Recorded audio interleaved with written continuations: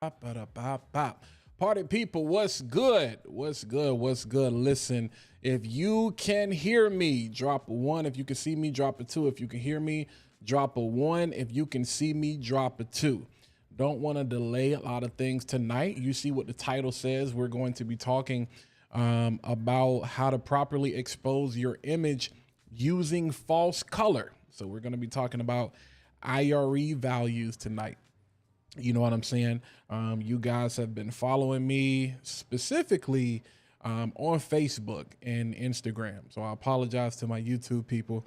Facebook and Instagram has really been getting all of this information. And like I said, for my filmmaker people, for my people who are trying to get into filmmaking, for my people who are shooting interviews, trying to do more documentary style work, just things in general where the people, and this applies to just seeing, exposure in general, but definitely when you're shooting people, you can get away with things as it relates to nature, but when you're really, really shooting people, and specifically like documentary style things and interviews, you want to make sure that your people are properly exposed. And so, like I said, I don't know everything. I'm just sharing what I do know and some of the things that I'm going to be doing differently than I have done in the past, and some things that I'm just working on in general. So like I said, for those of you who are coming in, I could have recorded this, but it's easier to do it live. It's easier to do it live. So enough of that, enough context, because I know a lot of y'all say I talk too much. But again, as you're coming in, if you have questions, feel free to drop those in the chat and let me know what you have going on. So let's go over here. A lot of you actually saw me share this image specifically on Facebook and Instagram. You know what I'm saying? I think it was this image and this image right here. And so I was basically, if you haven't seen the video, definitely it is available. I'll drop the link down in the description, or it'll be in the info card after this video finishes going live. But you will be able to see these images here that I did share, where I was just giving you a rundown on, like, the 180-degree film rule, basically, how you want to keep your cameras on both sides, on the same side, and just, opposite of your key light, and you want to shoot into the shadows and all of those different types of things. And then I came back the next day and I shared some of the annotations that I make, and I'm going to do this. We're going to do some things differently live right here because I want you to be able to see those things. All right. So I want you to be able to see those annotations that we have going on. And let me go ahead and just jump in here, get in the markup tool. And so you can see what it is that we have going on. Shout out to Apple for the markup tool, man. I absolutely love this.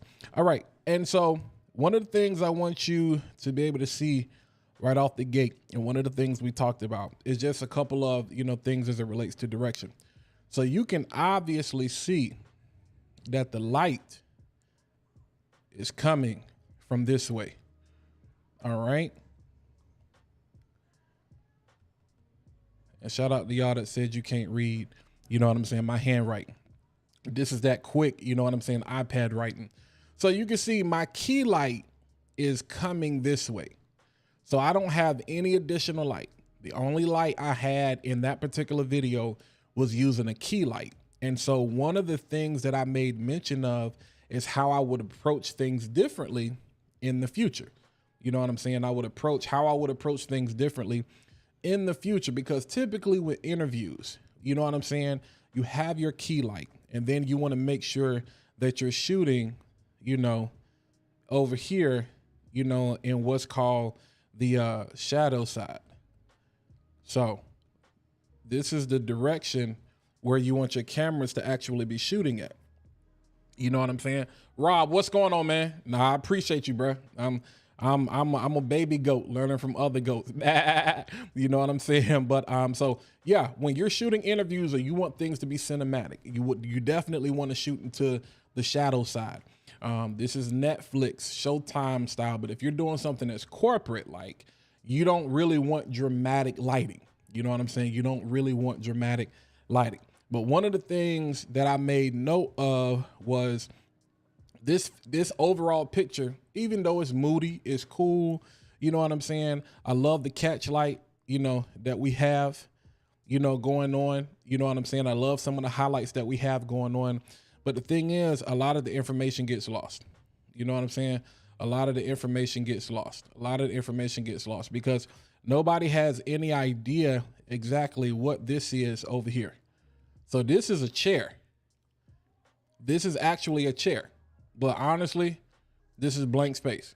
And like I said, I didn't do a lot of things talking about composition and things like that. But of course, when you're getting into interviews, one of the first things you want to do if you arrive on set, unless you have a studio that's already set up and you know the way you want to do it, when you go on site, you want to make sure that the first thing you do is establish the scene and the composition that you want to have. So where your subject is going to sit, and make sure you have that composition set up before you start bringing in lights, this, that, and the third, and all of that. So of course we got the chair over here that's super dark. You can see we got these shadows over here. A lot of information is lost. One of the other things that you could see right off the gate is these windows over here. And shout out to my boy John for reminding me of this. But these are over out the gate. I already know, just because of the space I live in, these are overexposed. All right. These are overexposed. All right. So what does that mean, Walt? So first rule of thumb as it relates to filmmaking, you know what I'm saying? And when you walk into a space, you always want to expose for the background first. All right. So let's just get some fundamental things out the way. You always want to expose for the background first. So if I know that I'm shooting against windows and I know that I'm getting that light pouring in, all right, I want to make sure that I'm exposing for the background first. So these windows over here, I got to make sure, especially, you know what I'm saying? Because I know that in the particular setting that I am, those things are super bright. They get real, and you know, you can tell the sun was changing here because it goes down a little bit, but it gets super bright. But the thing is, at the end of the day, I just want to make sure that I'm exposing for this. So the thing is, I probably either need to flag this. I need to add an ND filter, you know, so I can stop down. So this is not overexposed, you know what I'm saying? And then I'm going to need a much more powerful light source. You know what I'm saying? Other than that SL60W, because overall this picture was still underexposed. Now, again, a lot of times, especially if you're a photographer, you try to use the exposure meter within the camera to tell whether you're under or overexposed. A good photographer, videographer, beginner, you're going to go up and probably start using zebras or your waveforms or your histograms and things like that. But honestly, to me, one of the best ways to really identify, you know what I'm saying, whether you're properly exposed or not, is what we call false color. All right. So let me get out of here. I want to discard changes. Yeah, we're not doing nothing. All right. So right now, this is a screenshot I took earlier. And just for reference, I'm using the Monitor Plus app. Well, I have a monitor. I have a Field World monitor. It has its own set of IRE values as it relates to false color and waveforms. Using the let's see, Axon CMO app that has false color in it. Its own set. But for connecting to the A7 IV, connecting remotely, wirelessly, you don't even need any wires. I can actually use my cell phone as a wireless monitor with professional features. I utilize the Monitor Plus app. And so this is what you're looking at right now. If I'm just looking at the space, this is the same space I was in yesterday, but this is the space. So one of the things that we can see off gate, all right, one of the things that we can see off gate, let's jump in here. And the markup too. All right, one of the things that we can see off gate, everything is real, sad, blue, and depressing. Real, sad, blue, and depressing. All right, so I want you to be able to see this. All right, so you can see right here, these are your IRE values. So everything over here on the left, these are your IRE values. These are your IRE values. All right. And so basically it's a way for you to be able to measure the video composite. They came up with this to be able to match things like TVs back in the day, but we still kind of use it today for exposure. All right. So these are your IRE values. So at the top where it says 100, 100, all of these bright. So you got yellow, orange, red. That means that my highlights are clipping. It's too bright. It's too bright. All right. And once I get to this point, I won't really be able to recover that detail. So when you hear people say, yo, your highlights or your whites are blown out, that's what they're talking about. That's what they're talking about right there. They're blown out. All right. Down here is where your blacks and your shadows are. So if you can see over here on the scale, this is where things start getting low. So clearly you can see in this shot, we got some crazy dynamic range. We got things that are blown out. We got things that are basically at the bottom where they're pretty much just like they're dark. And we have a little bit of room to recover some detail for those things that are in blue. And you got that thing right there in the middle. But one of the things I want you to see is what's right here in this bottom half where you see this pink and green. If you look at the IRE scale, and one of the things that I want you to know is it relates to skin tones, because this is why I love using false color. This section right here is where you want to kind of hang out at. This section right here is where you want to kind of hang out at. All right. So one of the things that we know is that those of you who know what the flesh line is, if you know anything about the flesh line, that's usually somewhere between 55 and 60 IRE, something like that. All right.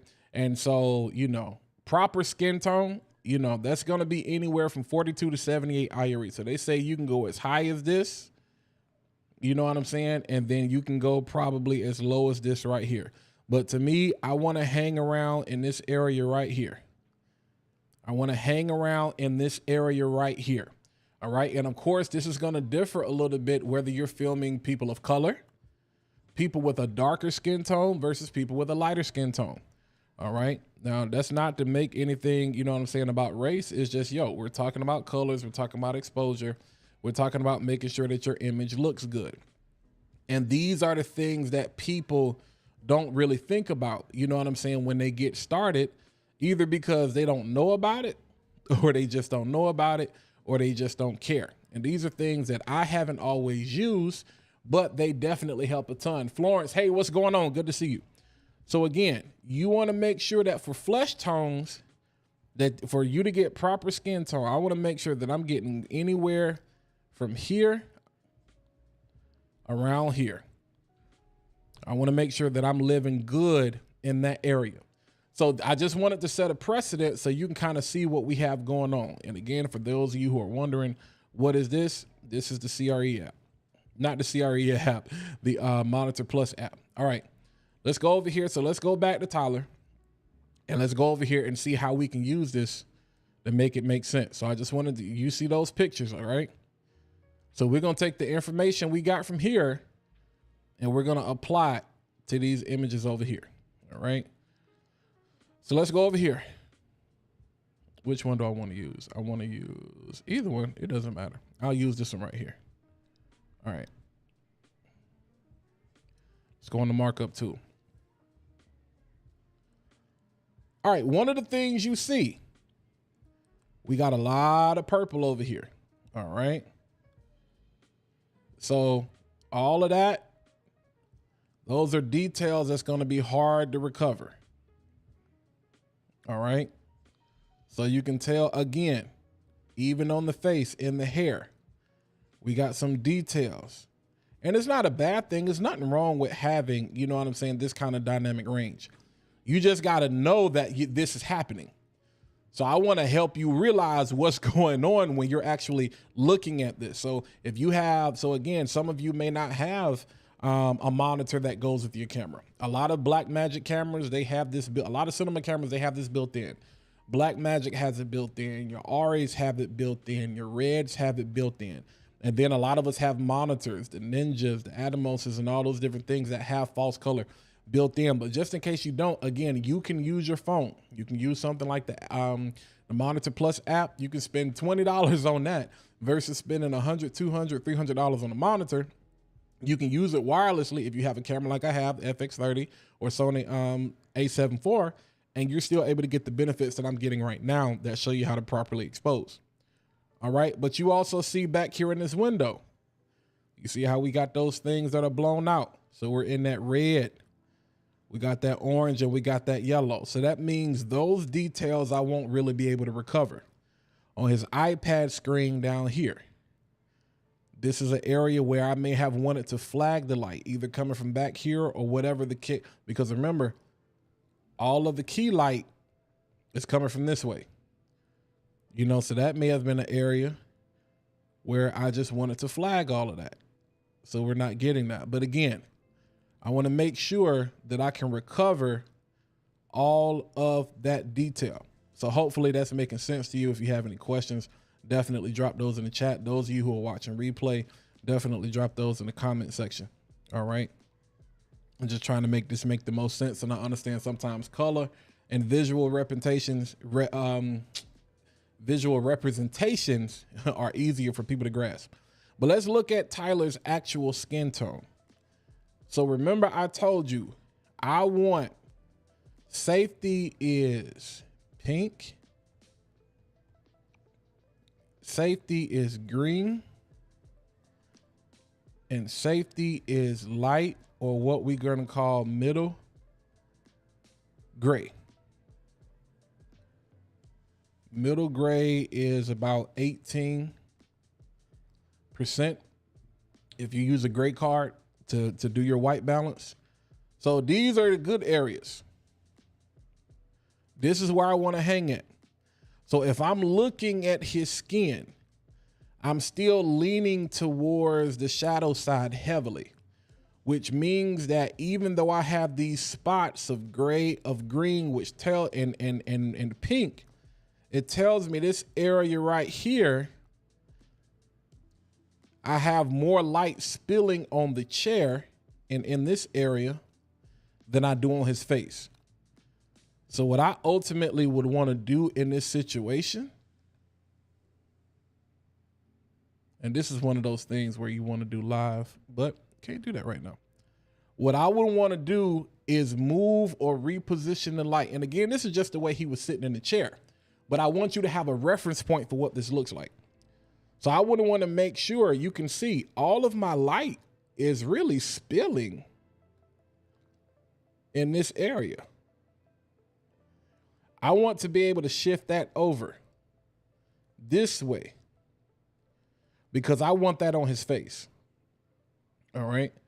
That chair is an inanimate object, so I don't want that to get the best light. This space over here doesn't matter. I don't want that to get the best light. You know what I'm saying? I don't want that to get the best light. I want his face to be able to be properly exposed. So what I would do, I don't necessarily want to increase the power of the light, because if I was to move this chair, you would see I'm still going to get a lot of spill over here in this area, and all of that is going to be fine. I can tell that from how I'm looking at the numbers right here. But I want to make sure I can shift a lot of this pink and a lot of this green and these grays, middle gray, over here to his face.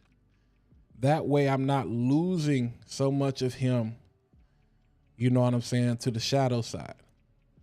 Because again, all of this is detail that honestly, I can probably recover just a very small bit in post or whatever. But of course, this is detail. I don't want to have to do that in post. So the goal is to really try to be able to get this right in camera.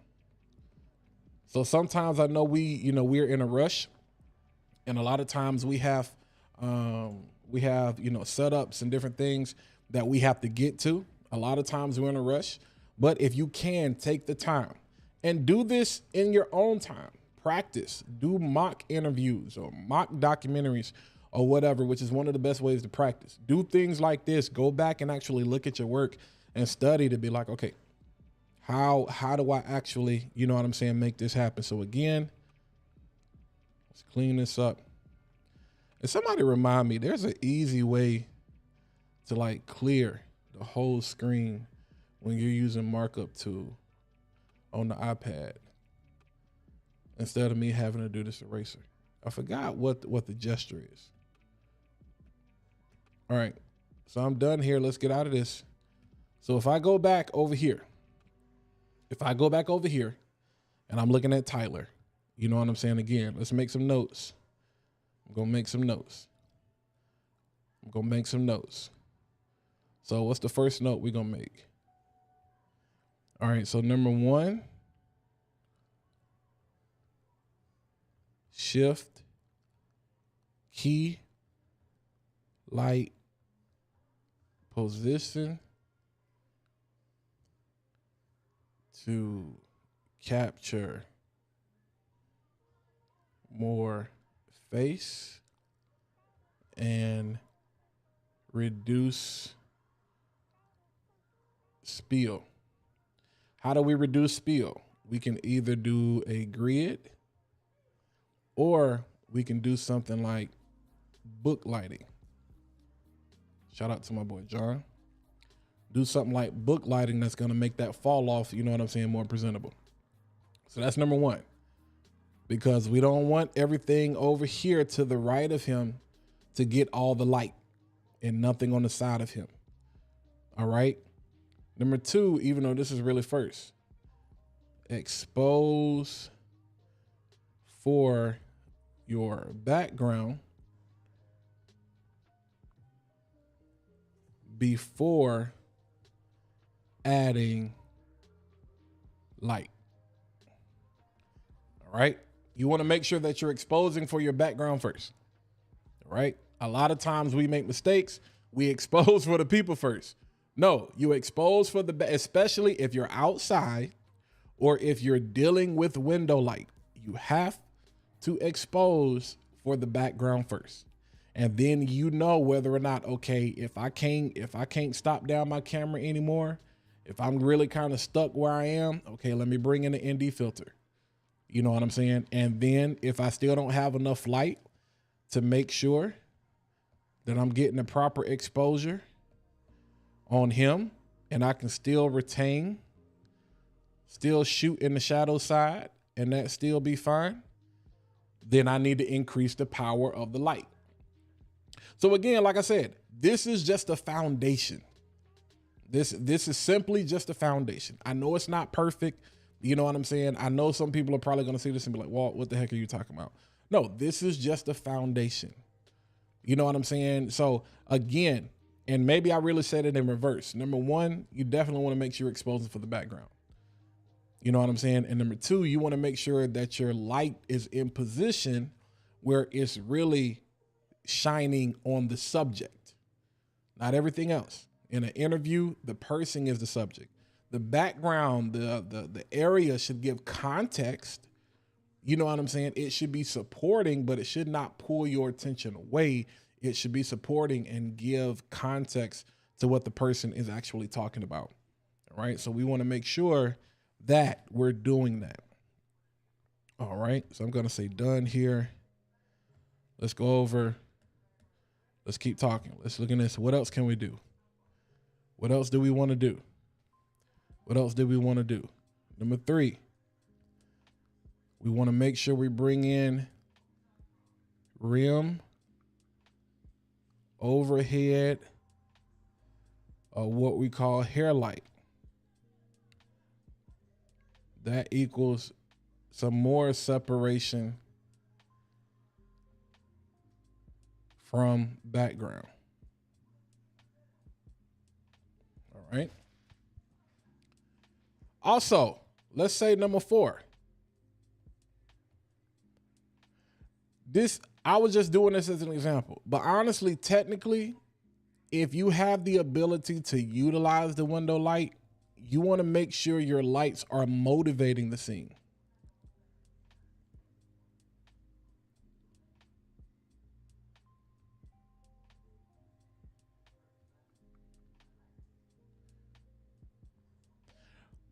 Reason being is because you can see this light back here. Your eyes are drawn to things that are light. So all of this over here, all this stuff over here is just dark space. That's just dark space. You're not really going to see that or pay attention to that. But you're drawn to what's light. You're drawn to light. You're drawn to that. So honestly, I really need to do one or two things. If I'm going to leave this scene like that, I got to make sure that I'm giving him some motivational light from the top, and I'm giving him some motivational light from the back. Because it needs to make sense. You know what I'm saying? Because I got this light coming from this direction. So hopefully that makes sense. Definitely got to make sure that the motivating light, that your light should motivate the scene. All right. What else? Number 5, do not be afraid of practicals. What is practical lighting? Having a light over here, a lamp of some sorts, would have been great. You know what I'm saying? Which also could have provided some more motivating light, you know? So those are just little things, you know what I'm saying, that you are mindful of. We're not taught, we ain't even gotten in the world of audio and all of those different types of things. We're just saying, okay, before you hit record, all of these things you can consider that are gonna actually make your footage look better, and it's gonna tell your story better. Because you don't want to tell a story, you know what I'm saying? You just don't want to look good. You want the scene to actually match the story. And you want it to make sense when you actually show up. You know what I'm saying? So again, my goal always is to make sure that this guy right here is the subject. That what he has going on, you pay attention to. But I can help that. I can help that by making sure that I don't lose so much detail over here. I'm going to continue to shoot on the shadow side. And I'm going to continue to make sure that there's motivation there. But I want to make sure there's motivation coming from here. I want to make sure that we do something over here. You move the chair out the way. You know what I'm saying? Put a lamp or a light or some bouquet, something over here that's not distracting.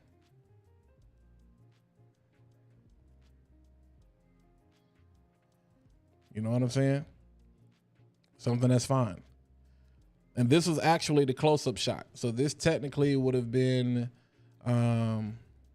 this was cam B, which was tight.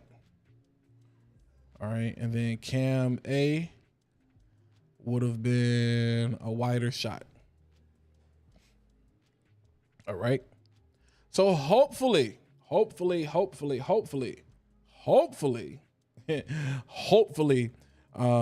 of those things make sense. Again, you know, like I said, and let me show you, I'm going to show you this real quick and then I'm gonna let y'all go. I'll show you this real quick and I'm gonna let y'all go. So this is what happens. Let's say here. So this is the scene that you guys saw. This is the scene that I showed you from Jump Street. All right. Now, this was a normal representation of that scene. But this is what happens when I raise the ISO. All of this gets blown out.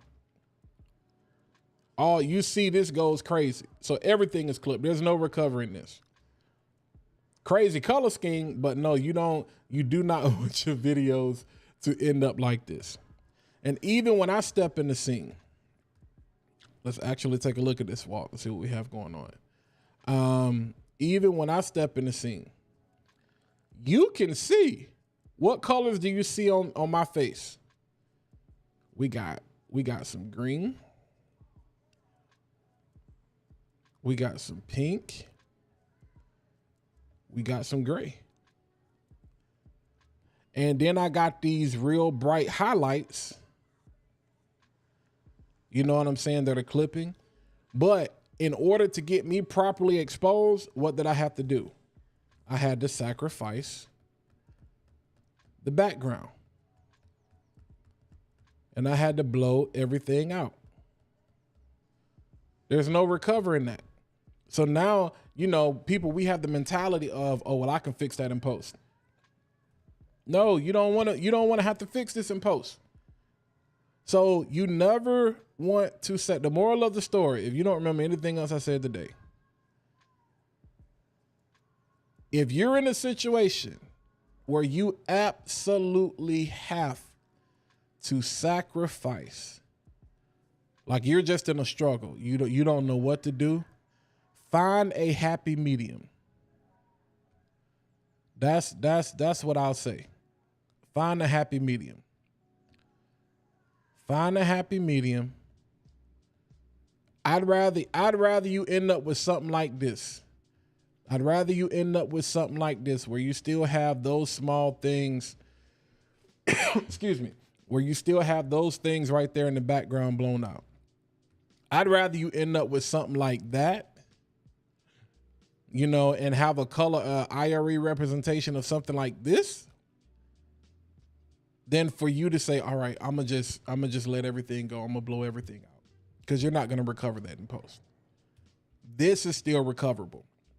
But all right, again, like I said, I probably could have made that a shorter video, but again, I just wanted to take my time, actually go live. Feel free to watch the replay, but hopefully that made sense. So like I said, it's not perfect. It's not a perfect science. Some people still prefer to use zebras. Some people prefer to use histograms. Some people prefer to use waveforms. Some people prefer to use false color. Me specifically, I hate zebras. You know what I'm saying? I'm a fan of waveforms. I'm a fan of histogram, but I'm really a fan of false color, because false color, again, is color. It gives you a colored representation, a visual representation of what actually is going on in your footage. So hopefully I said something, I showed you something, I gave you an idea, even maybe just the live stream itself. If you want to ask me, yo, how am I able to do that? Annotate on my iPad, hook it up so you're watching it live. ECAMM Live, that's all you really need to know.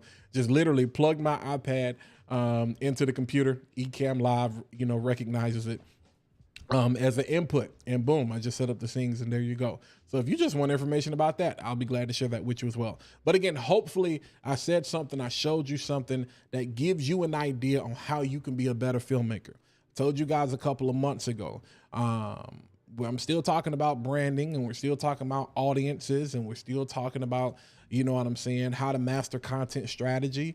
But I'm really catering to those people who are doing the work. You know what I'm saying? And so I'm really catering to those people who are out there in the field, me getting back out there in the field, like myself. And so this is part of my content strategy. This is still me showing you, you know, how you can actually take what you do, take something you know about, put yourself out there and teach it in a way that is easy for people to grasp and is more applicable. And then if this was a class, I can say, here go the screenshots with the annotations. Boom, there you go. Content strategy. So nothing has changed, just the application of how we're doing it. But again, I'm gonna shut up, because like I said, y'all know I can talk all night. But if you have any questions, definitely let's feel free to rap. Let's feel free to talk. But yeah, I'm out of here, and I will holler at y'all later. Be easy.